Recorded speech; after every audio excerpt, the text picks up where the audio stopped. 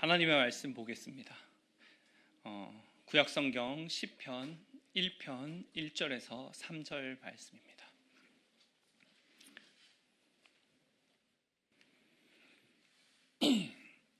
하나님의 말씀은 시편 1편 1절부터 3절 말씀까지입니다. 짧기 때문에 우리 한 목소리로 같이 봉독하도록 하겠습니다. 1절입니다. 시작. 복 있는 사람은 악인들의 꾀를 따르지 아니하며 죄인들의 길에 서지 아니하며 오만한 자들의 자리에 앉지 아니하고 오직 여호와의 율법을 즐거워하여 그의 율법을 주야로 묵상하는도다. 그는 시냇가에 심은 나무가 철을 따라 열매를 맺으며 그 잎사귀가 마르지 아니함 같으니 그가 하는 모든 일이 다 형통하리로다. 아멘.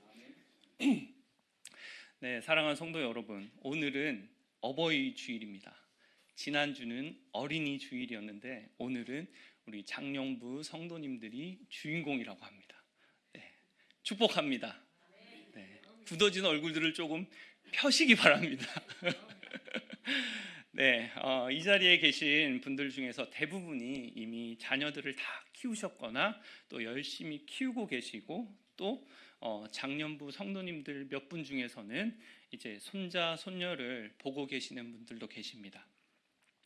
그래서 오늘처럼 어버이 주일이 되면은 감사한 마음도 있지만 동시에 마음 한편으로는 고민과 의문이 드는 분들도 계시리라고 생각이 됩니다.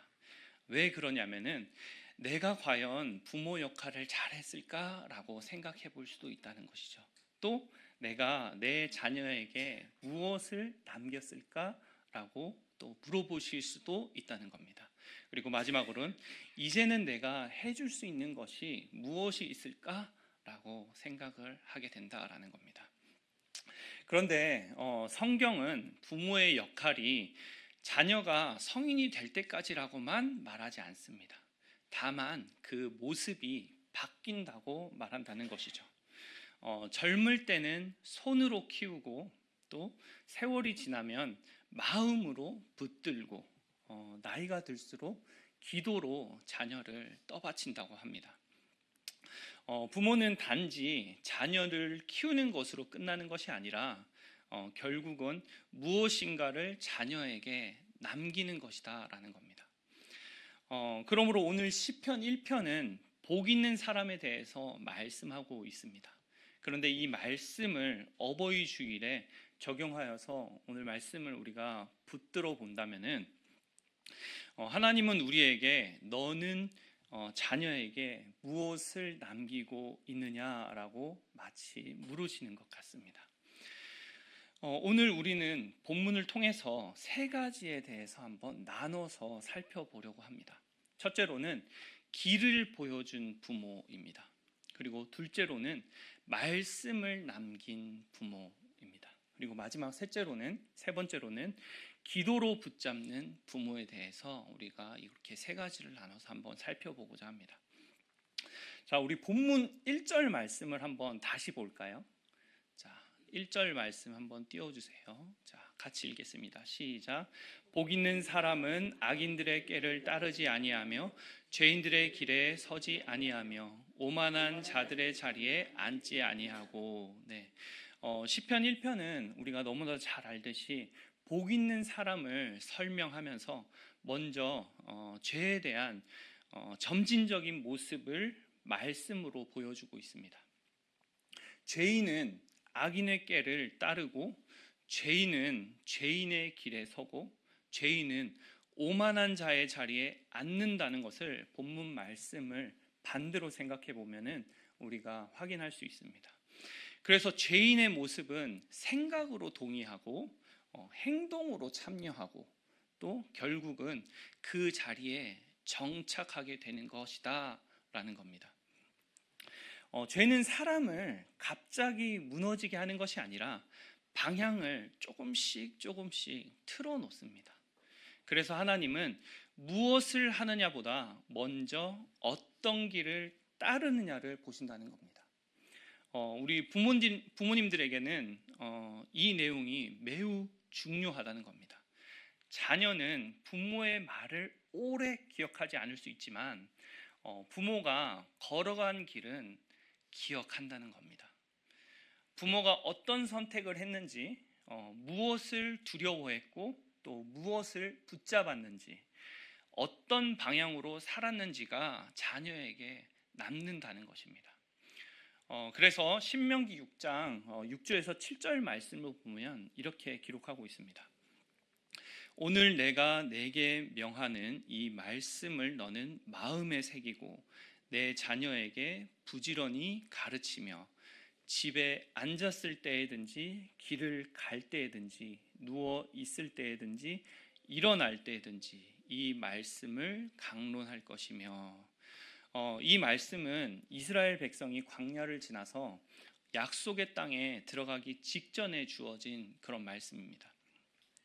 하나님은 이스라엘 백성들이 풍요로운 땅에 들어가면은 다음 세대가 하나님을 잊어버릴 수 있다는 것을 너무나도 잘 아셨습니다. 그래서 먼저 자녀들에게 말씀을 가르치라고 하신 것이다라는 겁니다. 그래서 여기서 가르치며라는 말은 단순히 한 번 일러주는 것으로 뜻하는 것이 아니라 반복해서 새기고 각인시킨다는 뜻을 가지고 있는 겁니다. 그러므로 집에 앉았을 때, 그리고 길을 갈 때, 누울 때, 일어날 때 언제든지 가르치기를 그치지 말라라고 하는 것이라는 겁니다. 그리고 또한 말씀을 강론하라라는 말 속에는 삶 전체 속에 말씀이 흘러야 한다는 뜻을 담고 있는 것입니다. 즉 부모는 단순히 지식을 전달하는 사람이 아니라 삶 전체로 하나님의 길을 새겨주는 사람이라는 겁니다. 이 말씀을 여기까지 딱 듣고 보면 믿음의 부모는 자연스럽게 자신들에게 이렇게 물어보게 될 것 같습니다. 나는 지금 자녀에게 무엇을 반복해서 보여주고 있는가? 또 나는 무엇을 삶으로 새기고 있는가? 이렇게 물어보게 된다라는 겁니다. 이어서 잠언 22장 6절 말씀을 보면 이렇게 기록합니다. 마땅히 행할 길을 아이에게 가르치라. 그리하면 늙어도 그것을 떠나지 아니하리라 라고 기록하고 있습니다. 여기서 마땅히 행할 길은 단순히 착하게 살라라는 말이 아닌 것에 우리 모두 동의할 것입니다. 하나님 앞에서 그 아이가 가야 할 바른 방향에 대해서 말씀하고 있는 것이다 라는 겁니다. 부모는 자녀를 자기 뜻대로 끌고 가는 사람이 아니라 하나님이 기뻐하시는 길로 인도하는 그런 사람입니다. 그리고 늙어도 떠나지 아니하리라 라는 약속의 말씀은 자녀를 기르는 부모에게 큰 위로의 말씀이 또한 됩니다. 자녀가 한때 믿음의 자리를 벗어나 세상의 삶에서 흔들릴 수는 있어도 어릴 때 심어진 하나님의 방향은 쉽게 사라지지 않는다는 것입니다. 그러므로 부모가 눈물로 심은 간구와 그리고 신앙을 따르는 길은 하나님이 결국 다시 그 자녀를 사용하신다는 겁니다. 그러므로 우리는 눈앞의 결과만 보고 조급해할 것이 아니라 자녀 안에 지금 어떤 방향이 자리 잡고 있는지를 먼저 살펴보아야 할 것입니다. 하나님은 우리의 방향을 보시고 거기에 맞게 사용하시는 분입니다. 하나님이 원하시는 방향 속에 자녀들과 우리가 속해 있는지를 늘 확인하는 저와 여러분이 되기를 바라겠습니다. 고린도전서 11장 1절 말씀에서 내가 그리스도를 본받는 자 된 것 같이 너희는 나를 본받는 자가 되라 라고 기록하고 있습니다. 여기서 사도 바울은 자신이 완벽하다는 의미로 이 권면을 고린도 교회 성도들에게 한 것이 아닙니다. 자신이 그리스도를 향해 끊임없이 나아가고 있는 방향 위에 서 있기 때문에 나를 본받으라 라고 한 것이라는 겁니다. 하나님을 향한 믿음을 지키고 따르는 부모도 이것과 마찬가지일 것입니다. 완벽해야만 자녀 앞에 설 수 있는 것이 아니라 가장 중요한 것은 방향성에 있다는 겁니다. 넘어져도 다시 하나님께 돌아오고 실수해도 회개하고 또 결국 말씀 앞으로 돌아가는 부모의 모습이 자녀에게 가장 바른 길이 된다는 것입니다. 그러므로 부모에게 꼭 필요한 것은 완벽함이 아니라 분명한 방향입니다. 흔들릴 수는 있어도 어디로 돌아와야 하는지를 정확하게 아는 부모가 바로 자녀에게 길이 된다는 것입니다. 복을 남기는 부모는 길을 보여주는 부모입니다. 말보다 걸음으로, 훈계보다 방향으로 자녀를 이끄는 것, 그것이 가장 큰 복을 남기는 부모의 모습일 줄 믿습니다. 사랑하는 성도 여러분, 우리는 늘 우리 자신에게 정직하게 물어봐야 합니다. 내 삶은 자녀가 따라와도 괜찮은 길인가? 나는 지금 하나님께로 향하는 길을 보여주고 있는가를 우리는 정직하게 물어봐야 한다는 겁니다. 그리고 자녀들에게 길을 보여주는 것만으로 충분하지 또한 않을 수 있습니다. 그 길 위에 무엇을 남길 것인가를 우리가 생각하는 것 또한 매우 중요하다는 것입니다. 자, 본문 2절 말씀 우리 다시 한번 보겠습니다. 2절 말씀 우리 같이 읽어보겠습니다. 오직 여호와의 율법을 즐거워하여 그의 율법을 주야로 묵상하는도다. 아멘. 복 있는 사람은 말씀을 억지로 붙드는 사람이 아니라고 합니다. 본문에 말씀은 즐거워하는 사람이라고 이야기하고 있다는 겁니다. 이 말씀의 표현이 아주 중요해 보입니다. 왜냐하면 자녀는 부모가 말씀을 읽는다는 그런 사실보다 부모가 말씀을 얼마나 사랑하는지를 유심히 보기 때문이라는 겁니다. 부모가 말씀을 보는 모습이나 따르는 모습이 부담으로 다가오는 것을 만약 자녀가 본다면은 그 자녀 또한 그렇게 느끼게 되는 것이다 라는 거죠. 그러나 부모가 말씀을 생명처럼 붙들고 말씀을 기쁨으로 대한다면은 자녀 또한 생명처럼 그리고 기쁨으로 그 무게를 견디게 된다라는 겁니다. 디모데후서 1장 5절 말씀에 이렇게 기록하고 있습니다. 이는 내 속에 거짓이 없는 믿음이 있음을 생각함이라. 이 믿음은 먼저 내 외조모 로이스와 내 어머니 유니게 속에 있더니 내 속에도 있는 줄을 확신하노라 라고 했습니다. 우리 바울은 디모데를 격려하면서 그의 재능이나 성과보다 먼저 믿음의 뿌리에 대해서 말씀하고 있습니다. 그 믿음은 누구 속에 있다고 이야기합니까? 바로 외조모 로이스와 어머니 유니게에게 속해 있는 것이다 라고 디모데에게 확인을 시켜준다라는 거죠. 여기서 중요한 것은 거짓이 없는 믿음입니다. 가식이 없는 믿음, 진짜 믿음을 말씀하고 있는 것이다 라는 거죠. 교회 안에서만 보이는 믿음이 아니라 삶에서 드러나는 믿음을 말하고 있는 것이다 라는 겁니다. 이것이 우리에게 밝히 보여주는 것은 분명합니다. 믿음은 단지 가르친다고 전해지는 것이 아니라 살아있는 우리의 삶의 모습에서 전해진다라는 것입니다. 부모 안에 있는 진실한 믿음이 자녀에게 전해지고 남게 되는 것입니다. 그러므로 여기서 중요한 것은 방법보다는 본질이라는 것입니다. 우리 유초등부 예배에 제가 아무리 설교를 많이 한다고 해도 가정에서 그 부모의 모습을 한 번 보고 두 번 보고 세 번 보고 경험하는 것이 그 아이들에게 더 큰 그런 경험이 된다라는 것을 꼭 기억하는 저와 여러분이 되길 바랍니다. 네. 시편 78편 4절 말씀을 보면 이렇게 기록하고 있습니다. 우리가 이를 그들의 자손에게 숨기지 아니하고 여호와의 영예와 그의 능력과 그가 행하신 기이한 사적을 후대에 전하리로다. 이 시편 78편은 이스라엘의 실패 역사를 돌아보면서 왜 자녀 세대에게 하나님을 전해야 하는지를 말씀하고 있는 장면입니다. 하나님을 잊어버리면 결국 다른 것을 붙들게 되기 때문이라는 것이죠. 그래서 시편 기자는 하나님의 영예와 능력과 행하신 일을 후대에 전하겠다라고 고백하는 것입니다.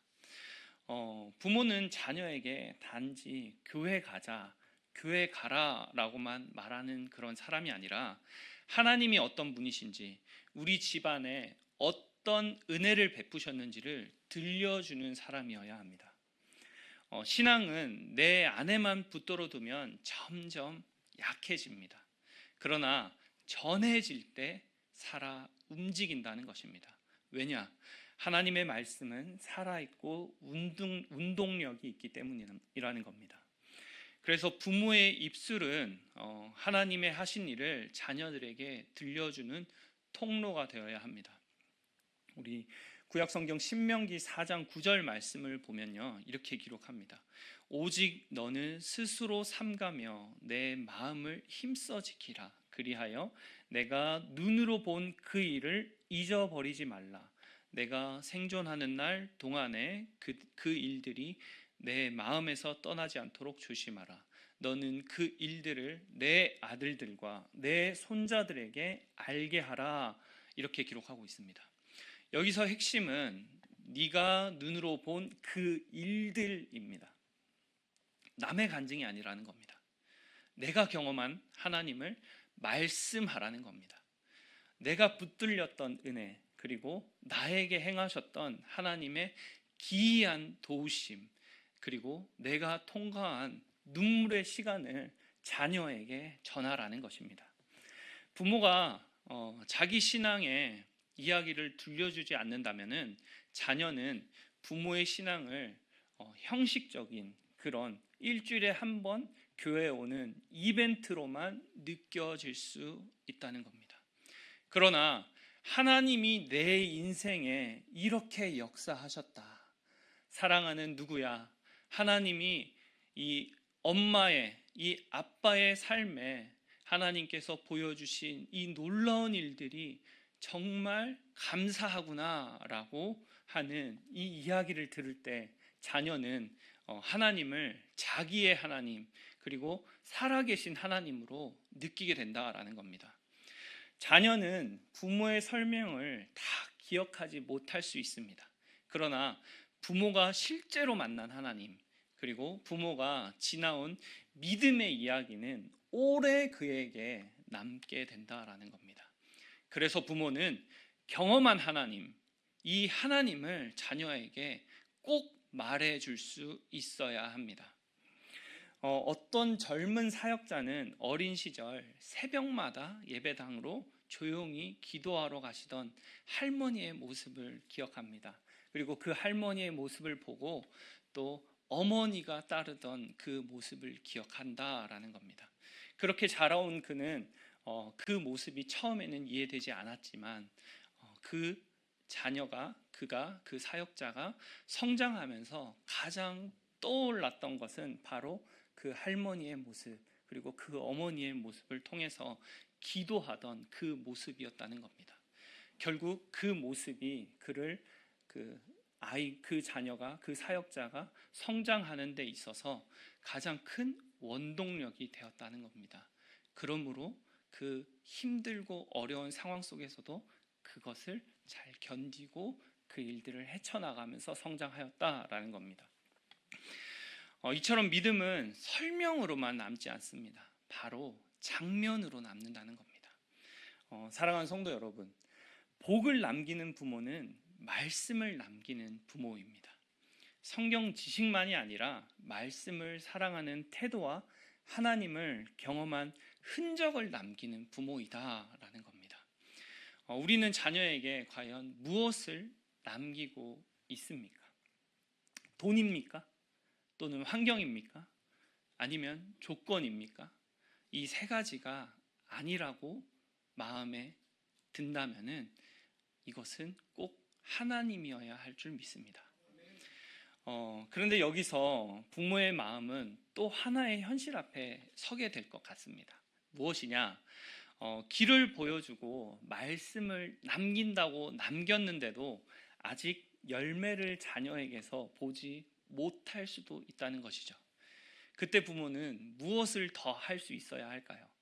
무엇을 할 수 있겠습니까? 마지막 본문 3절 말씀 우리 한번 볼까요?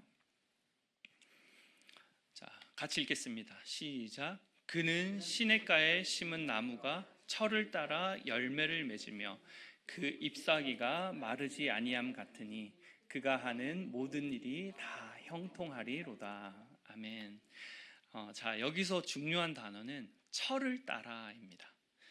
열매는 내가 원할 때 즉시 열리는 것입니까? 그렇지 않죠. 하나님이 정하신 때에 맺힌다는 것입니다. 시냇가에 심긴 나무는 조용해 보여도 뿌리가 땅속 깊은 곳에 박혀서 물을 공급받고 있습니다. 그래서 결국 때가 되면 열매를 맺게 된다라는 것이죠. 이 말씀은 부모에게 또한 큰 위로가 됩니다.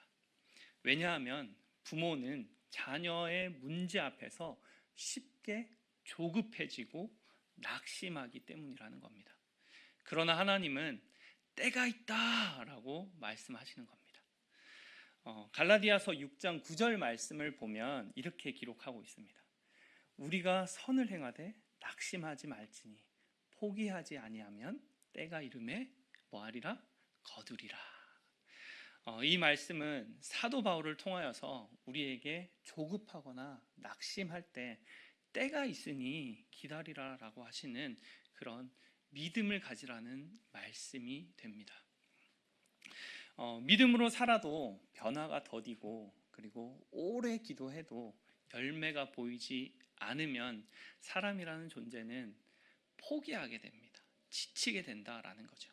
그런데 하나님은 포기하지 말라라고 하신다는 겁니다. 부모의 기도도 그렇습니다. 자녀를 위해서 오래 기도해도 당장 변화가 보이지 않을 수 있습니다. 그러나 하나님은 때가 이름에 거두리라 라고 약속하셨습니다. 저와 여러분에게 말입니다. 내 시간표가 아니라 하나님의 때를 믿으라는 말씀입니다. 그러므로 지금 아무 변화가 없는 것처럼 보여져도 쉽게 결론 내려서는 안 되는 것입니다. 보이지 않는다고 없는 것이 아니다라는 겁니다. 하나님은 여전히 일하시는 분이시다라는 거죠. 이사야서 55장 11절 말씀을 보면 이렇게 기록합니다. 내 입에서 나가는 말도 이와 같이 헛되이 내게로 돌아오지 아니하고 나의 기뻐하는 뜻을 이루며 내가 보낸 일에 형통함이니라. 이 말씀은 포로 가운데 절망하던 이스라엘에게 주어진 약속의 말씀인데요. 이 말씀처럼 나의 상황은 무너졌을지 모르나 하나님의 말씀은 실패하지 않는다는 것을 말씀을 통해 우리가 확인할 수 있습니다. 그러므로 부모가 붙잡는 약속의 말씀 그리고 자녀를 위해 붙드는 성경의 약속은 헛되이 돌아가지 않습니다. 지금 눈에 보이지 않아도 하나님의 말씀은 보이지 않는 곳에서부터 일하고 계신다는 겁니다. 그래서 부모의 기도와 부모가 붙드는 말씀은 결코 허공으로 사라지지 않게 됩니다. 하나님 앞에 쌓이고 하나님의 때에 하나님의 방식으로 역사하십니다. 아멘. 네. 누가복음 18장 1절 말씀을 보면 이렇게 기록합니다. 예수께서 그들에게 항상 기도하고 낙심하지 말아야 할 것을 비유로 말씀하여 라고 하고 있습니다. 우리 예수님은 사람들이 기도하다가 한다는 것을 너무나도 잘 아셨던 겁니다. 그래서 18장 1절에서 8절에 이어서 나오는 끈질긴 과부의 비유의 말씀을 하시기 전에 먼저 항상 기도하고 낙심하지 말아라 라고 하셨다는 겁니다. 부모가 나이가 들수록 직접 해줄 수 있는 일은 줄어들 수 있습니다. 그러나 자녀를 위한 기도는 더 깊어질 수 있다라는 겁니다. 부모의 손은 닿지 못해도 하나님의 손은 그 자녀에게 닿기 때문이라는 겁니다. 그러므로 예수님의 이 말씀은 부모에게 더욱 절실한 그런 명령이 되는 것입니다. 부담 가지시기 바랍니다. 아멘. 네. 끈질긴 과부의 비유처럼 끝까지 기도하라라는 것입니다. 낙심하지 말고 손으로 놓지 말고 그리고 자녀를 하나님 앞에 계속해서 올려드리라는 것입니다. 제가 잘 아는 권사님이 있습니다. 오랫동안 교회를 떠난 아들을 위해서 20년에 가까운 그런 시간을 눈물로 기도하고 있었습니다. 권사님이 아무리 기도해도 변화가 없어 보였지만 그러나 이 권사님은 포기하지 않고 말씀을 묵상하고 그리고 항상 기도에 힘썼습니다. 그런데 그 아들의 어느 날 갑자기 하는 이야기가 엄마, 요즘 자꾸 하나님이 생각이 난다? 라고 하는 것입니다. 그 순간의 변화는 우리가 이렇게 들었을 때는 갑작스러울 수 있습니다. 하지만 그 권사님의 오랜 눈물의 기도와 그리고 하나님을 향한 그 갈망으로 인하여서 맺어진 열매다라는 겁니다. 이 권사님의 기쁨의 고백처럼 복을 남기는 부모는 기도로 하나님을 붙잡는 부모입니다. 자녀를 억지로 바꾸려고 하기보다 하나님 앞에 끝까지 올려드리는 부모가 되어야 된다는 것입니다. 어떤 일이든 포기하지 말아야 합니다. 또 기도를 멈추지도 말아야 합니다. 자녀를 바꾸는 분은 부모가 아니라 바로 우리 하나님이시다는 겁니다. 사랑하는 성도 여러분, 복을 남기는 부모는 어떤 부모입니까? 첫째, 길을 보여주는 부모입니다. 그리고 둘째, 말씀을 남기는 부모입니다. 그리고 마지막으로 셋째, 기도로 그 자녀를 붙잡는 부모입니다. 좋은 부모는 완벽한 부모가 분명 아닙니다. 끝까지 하나님 편에 서 있는 부모라는 겁니다. 오늘 말씀을 듣고 혹시 마음에 찔림이 있으신 분이 계십니까? 또는 자녀의 문제 때문에 여전히 마음으로 눈물을 흘리고 있는 분이 계십니까? 그래도 우리는 늦지 않았습니다. 오늘부터 다시 길을 바로 세우고 말씀을 붙들고 기도로 시작하시면 됩니다. 그런데 여기서 우리가 한 가지 분명히 알아야 할 사실은 기도는 단순히 무엇을 구하는 것이 아니라 하나님과 나의 연결되어 있는 삶을 말하는 것입니다. 부모가 자녀를 위해 기도한다는 것은 어떤 한 가지의 문제 하나를 해결해 달라고 말하는 것을 넘어서 내 삶이 하나님께 붙어 있고 하나님과 함께 그 자녀를 바라보는 것입니다. 그러니까 하나님과 함께 한다는 것입니다. 그리고 그 안에서 우리는 간구로 하나님 앞에 나아가야 한다는 것입니다. 우리가 익히 알고 있듯이 간구가 바로 하나님께 구하는 것입니다. 자녀를 위해 구체적으로 하나님께 구하여 올려드리는 것이다 라는 겁니다. 이 두 가지가 정확하게 정리되어야지만이 함께 그것을 이룰 수 있는 것입니다. 그래서 빌립보서 4장 6절 말씀을 보면 아무것도 염려하지 말고 다만 모든 일에 기도와 간구로 너희 구할 것을 하나님께 아뢰라 라고 하고 있습니다. 여기서 보듯이 기도와 간구를 분명하게 구분하고 있습니다. 앞에서 언급하는 기도는 하나님과 나의 관계를 의미합니다. 하나님 앞에 머무는 것을 말하는 것이다 라는 겁니다. 그래서 하나님과 연결되어 있는 상태를 의미한다라는 것이죠. 그리고 간구는 그 관계 속에서 자녀를 놓고 그리고 그 외에 하나님께 구할 기도 제목들을 놓고 구하는 것이다라는 것입니다. 우리 사랑하는 성도 여러분, 부모가 하나님께 드리는 기도는 단순한 그런 요청이 아닙니다. 하나님과 연결된 자리에서 자녀를 하나님께 맡기는 것이다 라는 겁니다. 그래서 기도는 힘이 있습니다. 그래서 간구는 헛되지 않는 것이다 라는 겁니다. 자녀는 부모의 등을 보고 하나님을 배운다라고 합니다. 부모의 입술에서 흘러나오는 말씀을 통해 하나님을 배우고 부모의 눈물을 통한 기도를 통해서 그 무게를 배운다는 겁니다.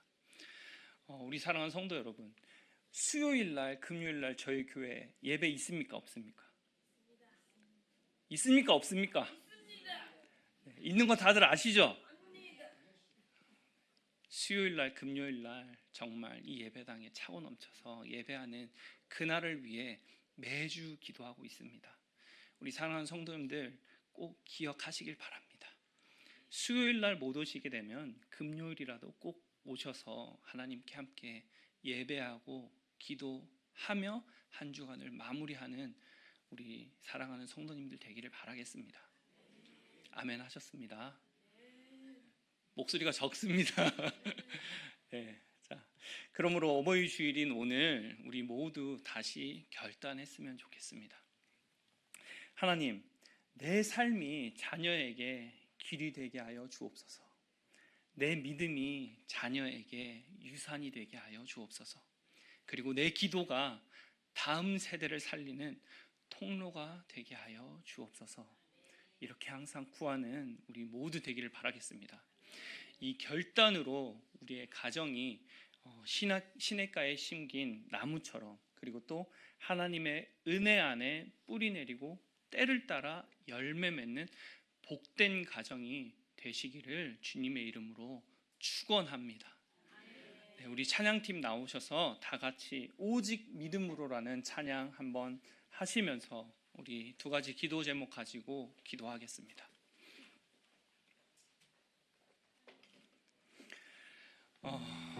사랑하는 성도 여러분, 우리가 정말 하나님을 향해 살아가는 그리고 사모하는 그 마음이 크지 않습니까? 그런데 그 열정은 또 조금 모자란 것 같습니다. 그 열정을 우리가 회복해야 될 점 있습니다. 하나님께 자녀를 위해 놓고 기도하는 그 모습을 통하여서 자녀들이 보고 배운다고 합니다. 그 믿음을 꼭 기억하시기를 바라겠습니다. 아멘. 네, 우리 오직 믿음으로라는 찬양 함께 하시겠습니다.